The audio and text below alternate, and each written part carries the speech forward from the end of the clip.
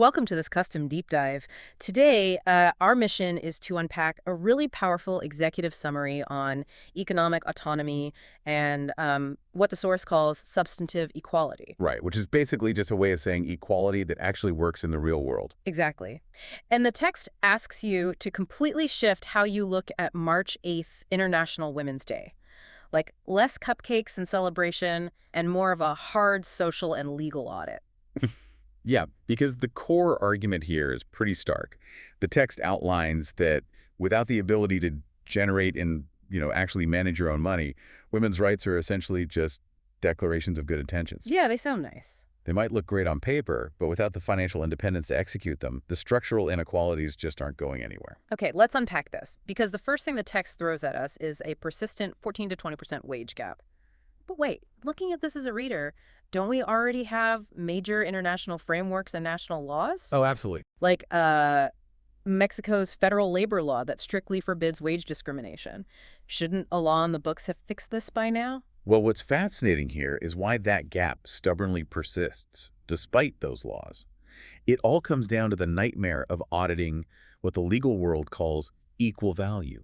Equal value, like trying to compare apples and oranges. Sort of, yeah. Yeah. Let's say you have an office manager and a warehouse supervisor. They have completely different titles and vastly different daily tasks, but arguably provide the exact same value to the company. Ah, I see. Proving that equal value in a legal setting is incredibly complicated. That's why the text argues corporate salary transparency isn't just some trendy HR initiative. It's really the only practical way to track the numbers and correct the asymmetry. Because if you can't see the number, You can't audit them. Exactly. that makes total sense. If the salaries are hidden, the gap just hides right there with them. But the source brings up an even bigger roadblock, which it calls the invisible subsidy of the care economy. Yeah, that part is really eye-opening. I was reading this and it honestly shocked me a bit. I mean, how exactly is unpaid labor, like sweeping floors, watching toddlers, or taking care of an elderly parent, subsidizing the entire global economy? Well, if we connect this to the bigger picture, think about what happens when someone leaves the workforce to take on that unpaid care. Their career trajectory just pauses. Right, they step away entirely. And that translates directly into lower Social Security contributions, much smaller pensions, and ultimately, a dramatically higher risk of poverty and old age. The global economy is basically getting a free ride on their uncompensated labor. Wow, so how do we fix it? The source argues we need a transition to a national care system. It's the idea that caregiving shouldn't be an individual burden, but a shared responsibility distributed equally among the state, the market, and society. Now, here's where it gets really interesting. Because everyone listening has probably heard of the glass ceiling, right? That invisible barrier keeping people out of the C-suite. But this text zeroes in on another architectural barrier: glass walls. Glass walls. Yeah, it's a brilliant visual. I had never heard it framed that way before. Well, glass walls describe horizontal segregation. Horizontal meaning across the organization. Exactly. Picture a corporate office. Even when women enter the building, they are frequently steered into staff roles, departments like human resources or communications. While being kept out of other areas. Right, kept out of the line areas like operations, finance, or tech. And those line departments are the heavy hitters.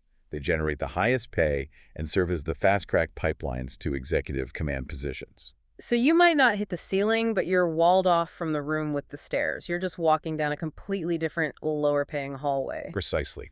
And to actually break down those walls, the text maps out a specific plan. Right. It calls for strict organizational salary transparency, mandatory and non-transferable paternity leave, so the care load is balanced, and tax incentives to reward companies that achieve real parity in decision-making roles. A roadmap for actual equality. Exactly. So what does this all mean for you? Well, it circles back to the text's most memorable quote. Freedom begins in the bank account. That is the ultimate takeaway here. Yeah. True economic autonomy isn't a corporate favor or some kind of concession. It has to be treated as a fundamental right. It's the baseline required for human dignity and broader social development. Absolutely. And honestly, this raises an important question to leave you with, something for you to mull over on your own. Since our current economic growth is entirely subsidized by that invisible, uncompensated care work we just talked about, Right. what would actually happen to our global economic systems if that massive workforce suddenly went on strike and demanded back?